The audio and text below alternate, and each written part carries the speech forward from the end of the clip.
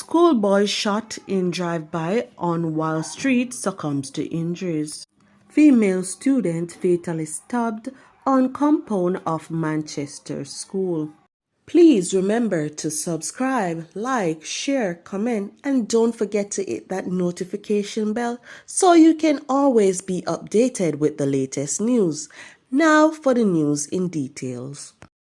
One of the schoolboys shot during a drive-by along Wall Street in East Kingston on Monday afternoon has reportedly succumbed to his injuries. He has been identified as a 15-year-old student of Holy Trinity High. Early today, 4 persons, including 2 schoolboys, were shot. 2 of the victims succumbed to their wounds. Their identities have not yet been ascertained.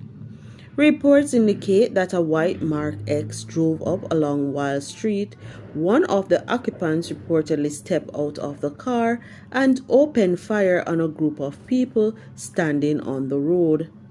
The condition of the second schoolboy has not yet been ascertained. More details to come. Akeelia White, a 20-year-old student of the Catholic College of Mandeville in Williamsfield, Manchester, was stabbed to death on Monday morning by a fellow student at the institution. A 17-year-old boy has been taken into custody in connection with the killing. Deputy Superintendent Kerry Duncan, head of the Manchester Police, told the news media that another 17-year-old student sustained knife wounds in the incident and has been hospitalized for treatment.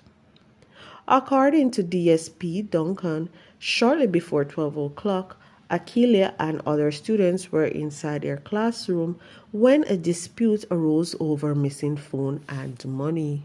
He stated that the 17-year-old boy became angry and ran to the nearby tuck shop. He later returned with a knife and attacked Akeelia, who was stabbed in the chest.